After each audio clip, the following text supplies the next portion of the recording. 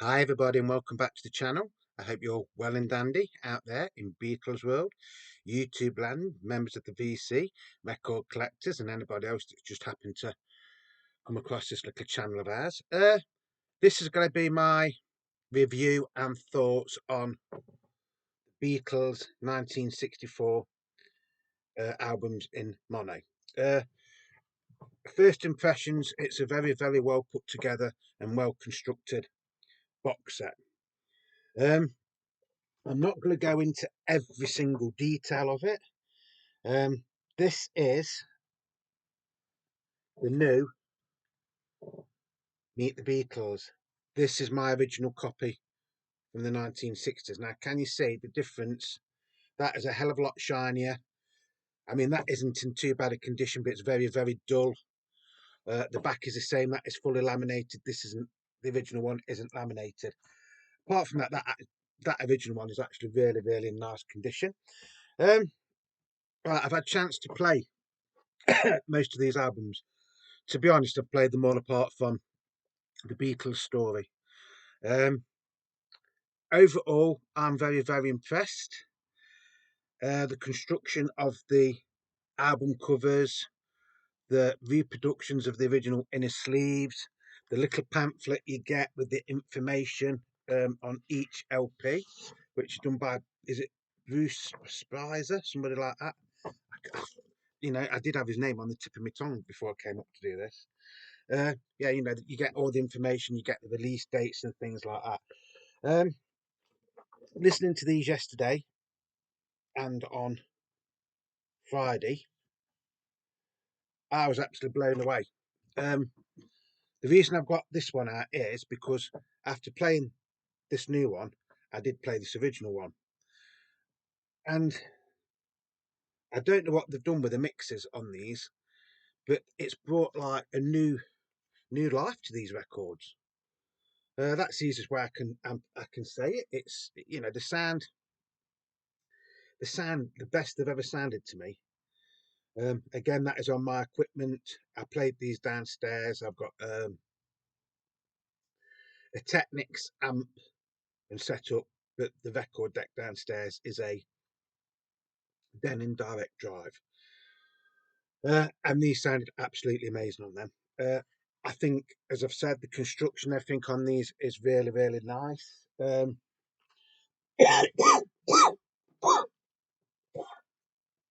have to excuse me, this bloody cold isn't going away. The Beatles' second album sounds absolutely amazing. They all sound really nice. Every one of these albums sound really nice. Now, my hi-fi setup downstairs is not top of the range, hundreds of thousands of pounds. It's something I bought a few years ago, and I bought I did the deck, the denim deck, I think about a year and a half ago. But it does sound nice downstairs. It's a bigger room downstairs. A Hard Day's Night and United Artists sounds really nice. I've seen a few videos where some people think you should get this box set, or if you're buying the individual ones, get this because they reckon it's the best out of the lot. Then I've heard other people say it's the worst out of the lot. I'm going to leave that completely down to you. I just like having this in my collection. I have got this, an original, and it is on Capital. Sorry, it is on United Artists, but it's a Canadian pressing, not the uh, American pressing, but it's identical anyway. Again, this sounds completely renewed. It's got a new sort of life to it. Again, these are just my opinions. Um,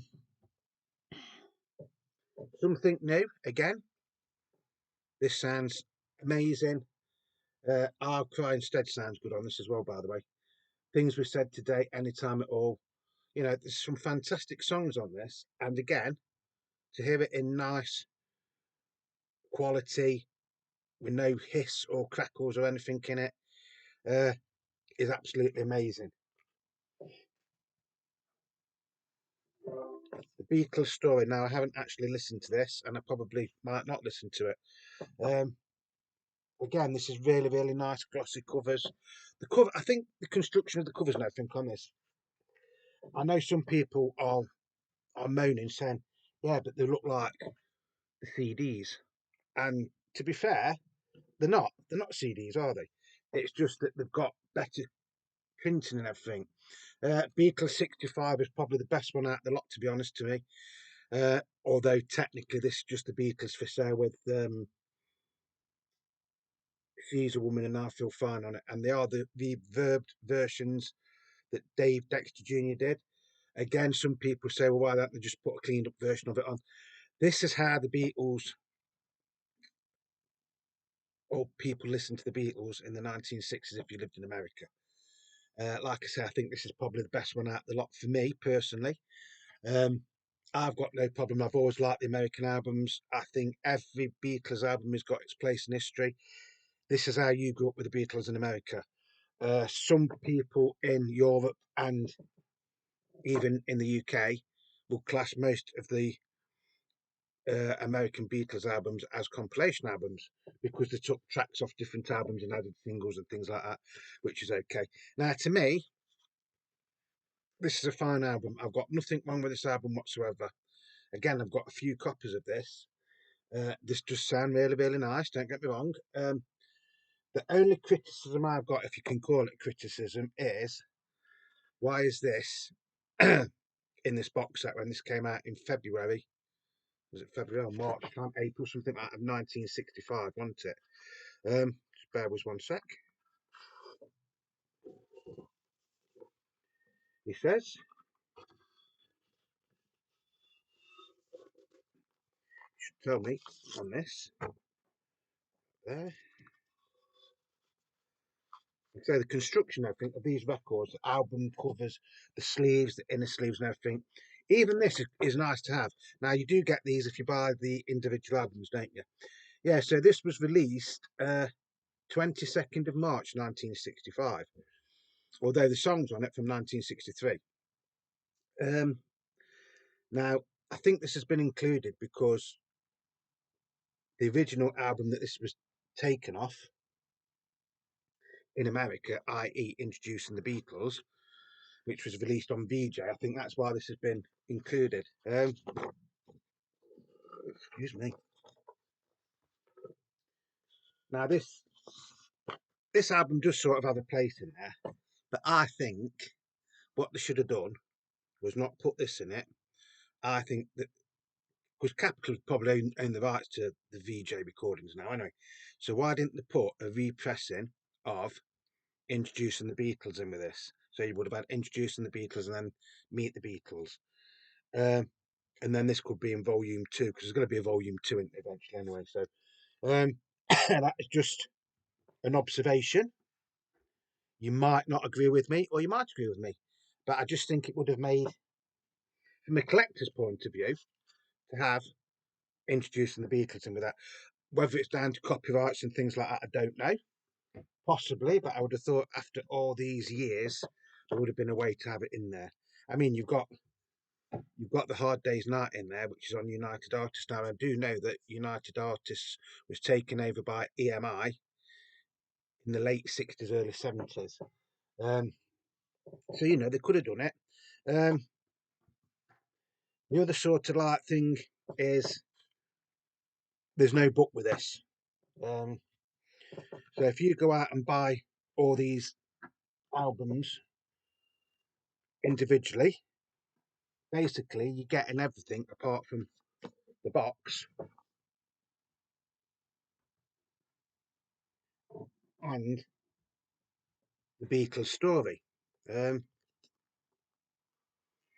Now, in the defence of this album, the Beatles story, right? If you've never ever listened to it, it is nice to have and it's nice to listen to. You've got to remember this is how people learned about the Beatles and things like that in 1964 in America. There wasn't any internet.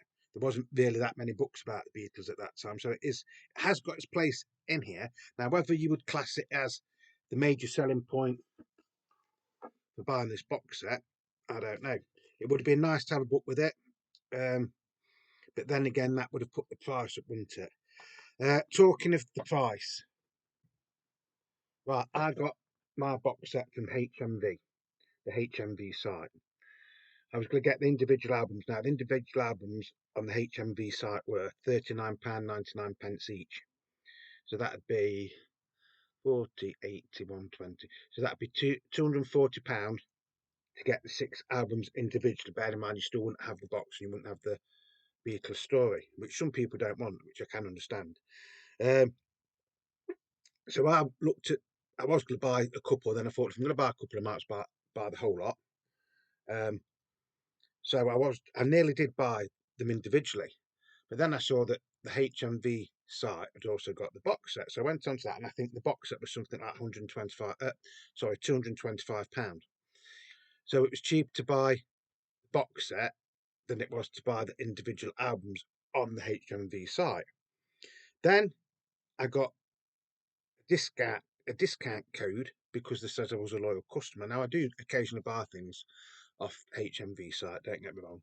If you can't get them off other sites, I will go to HMV. And then I've got a card where when I go into my local HMV in Derby, I can present it and things like that. So then I think it was £30 knocked off, or £35, something like that knocked off.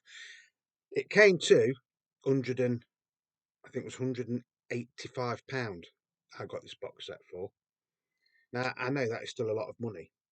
Now people are moaning about how much this box set costs. Now let me emphasize this. I can't emphasize this enough. Nobody's forcing you to go out and spend money on any of this, whether you want the box set or the individual albums. Nobody's forcing you to go out and buy them. If you want to buy them, you're going to buy them, yeah?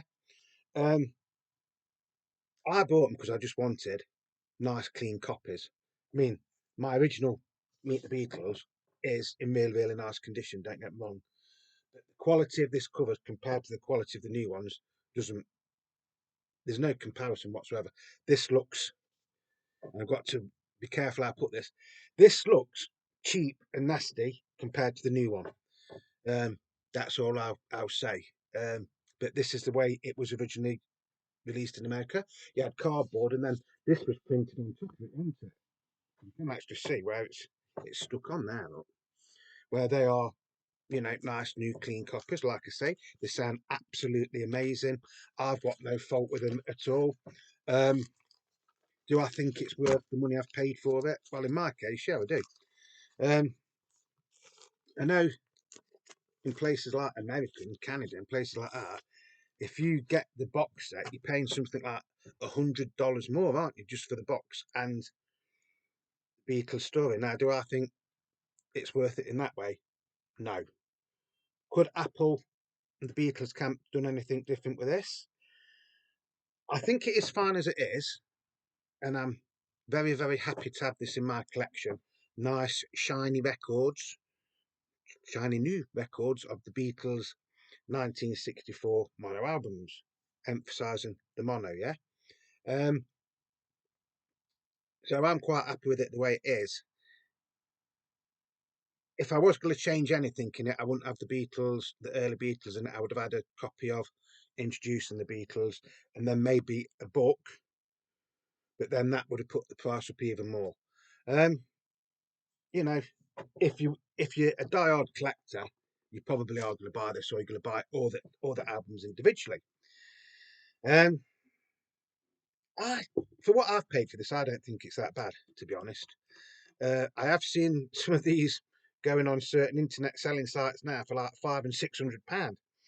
Uh, are you going to pay £500 and £600 for one of these if you wasn't lucky enough to get it? At the time it was released. I've heard, I don't know how true it is, that in America these box sets are sold out now. So is that going to make it worth more now because you can't get it? I don't know. See, I don't buy records thinking, oh yeah, I'll buy it and then it's going to be worth X amount in years to come. I buy it because I'm a collector. I just love the Beatles, and like I say, I've always liked the American albums, and this was just an ideal opportunity to get better copies, upgrade copies, or whatever. In the UK, in HMV and places like that, they're going for around the £39 mark or £40 mark. You can get them individually a little bit cheaper if you go to other sites or other shops and things like that. You might be able to get them a little bit cheaper. So you might think, well, that's still a lot what you've paid for that, and you could have got them cheaper individually, which I probably could have done, but don't forget, I ordered that and within 3 days it was at my door. Um, so no hassle like with the George Harrison Living in the Material World box set. Um, so yeah, so that is my thoughts. Should you buy it? If you're gonna buy it, you're gonna buy it, aren't you? Would I recommend you to buy it? If you're a diehard Beatles fan like me, yes. If you're just an average Beatles fan, maybe not. Maybe just buy one or two of the individual albums. If you buy the individual albums, I would recommend Meet the Beatles and the second album, and what was the other one? Beatles 65. If you can afford to buy three, that's the three I would recommend. But they are all lovely albums to have in the collection. I'm very, very happy to have it. And you know, if you want to buy it, go out and buy it. If you don't. But don't spoil it for people that are thinking of getting it. Um, and that's about it. Beatle Dave was working all last week, so this is why the review has come a bit late. So you're probably all fed up of hearing about reviews of this. This is why I've tried to make it nice and short. Uh, if I was going to give it a rating out of 10, I'd give this 9 out of 10. And that's basically because it hasn't got a book with it, and I would have preferred to have a version of introducing the Beatles in with it. Um, but that's just my opinion. I do think it's really, really good what Apple have done. And like I said in my last video on the unboxing, I think this is going to become more collectible in Europe and the UK because a lot of us didn't get any of these. I mean, this was never officially released in the UK. Meet the Beatles. None of the American albums were really ever released in the UK up until about Magical Mystery Tour. You could get on import in 1967, I think, and things like But to have lovely plain copies of these, I mean, these have shot up. These original ones. I was lucky when I started rebuilding my collection about 10 years ago. I could pick these up for less than £20 each. And this one, I think I paid something like £10 for this one. And it is an original 1964 pressing as well. So I was lucky. But now, I've watched some videos, and UK collectors are saying they've never really listened to any of the American albums, so they was getting them individually and things like that. It's each to their own, isn't it? Being a record collector and doing YouTube videos is, in one way, one of the most fantastic things you can do because you hear everybody's opinions.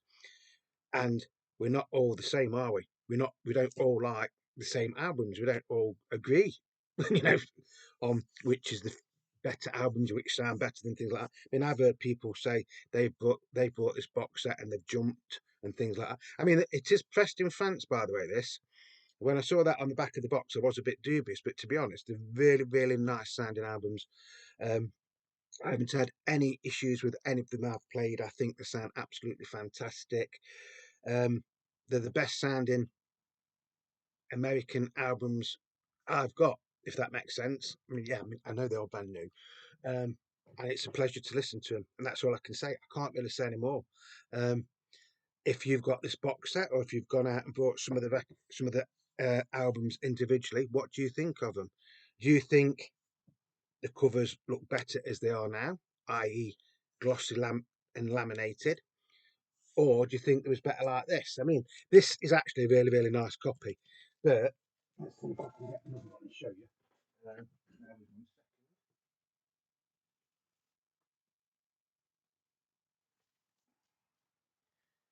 See, this is more like the things most people in England and probably in America have. Now look at that. Look how dirty that looks, and that is all ringware. It's because it's pasted straight onto cardboard. Yeah. So that is probably what most people's American Beatles albums look like in the UK. So from that to get it out, that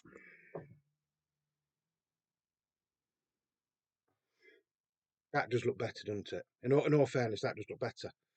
That might be worth more in one way, but that does look better, doesn't it?